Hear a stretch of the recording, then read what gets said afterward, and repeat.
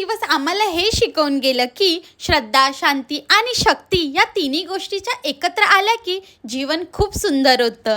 नमस्ते श्री स्वामी समर्थ. तुम्हाला माहीतच असेल, आज होती रथसप्तमी.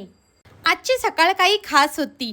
पहाटे डोळे उघडले आणि मनात एक वेगळी शांतता होती.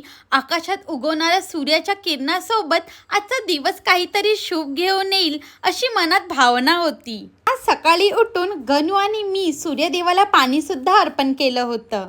सूर्यदेवाकडे बघतात मनात नकळत कृतज्ञता भावना आली. रोज प्रकाश देणाऱ्या, जीवाला ऊर्जा देणाऱ्या सूर्यदेवाला नमस्कार करताना मन खूप प्रसन्न झालं होतं.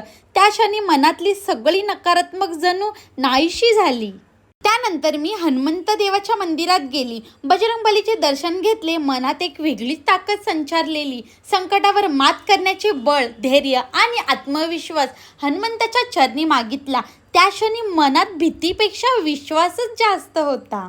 मी गणूला दिवा लावून दिला आणि त्याने सूर्यदेवताची पण पूजा केली. नंतर आम्ही तोच दिवा झाडाच्या खाली ठेवला. थोडा वेळ हनुमान देवाच्या मंदिरात बसल्यानंतर शंकराच्या मंदिरात दर्शन घ्यायला गेलो. शांत, गंभीर आणि तेजस्वी असलेल्या शिवलिंग पाहताच मनात खूप सुकून भेटलं. ओम नमः शिवाय म्हणत केलेली प्रार्थना मनाला स्थिर करून गेली. जीवनात संयम, शांती आणि बळ देणं अशी मनापासून इच्छा केली.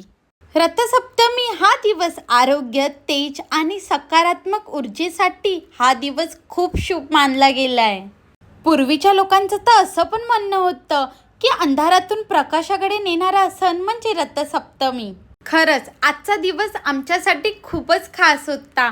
माझा गणू कधी मंदिरात न जाणारा पोरगा पण आज माझ्यासोबत मंदिरात आलेला. आज मंदिरात जास्त गर्दी पण नव्हती, म्हणून आमचं दर्शन पण खूप छान झालं.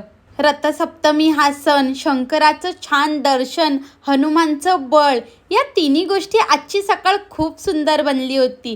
रथसप्तमीचा हा दिवस मनात केवळ धार्मिकच नाही तर मनात सकारात्मक दिशा देऊन गेला होता. रथसप्तमीच्या दिवशी सूर्यदेवाला दूध पण अर्पण करायचं असतं, म्हणून मी ते गॅसवर तांब्यात ठेवलेलं आणि त्याच्यातच दूध ठेवलेलं आणि ते दूध थोडं होतू जायचं असतं, म्हणजे ते देवाचा प्रसाद मानला जातो. खरं तर हे दूध मातीच्या हंड्यात ठेवायचं होतं, पण माझ्याकडे मातीचा हंडा नव्हता.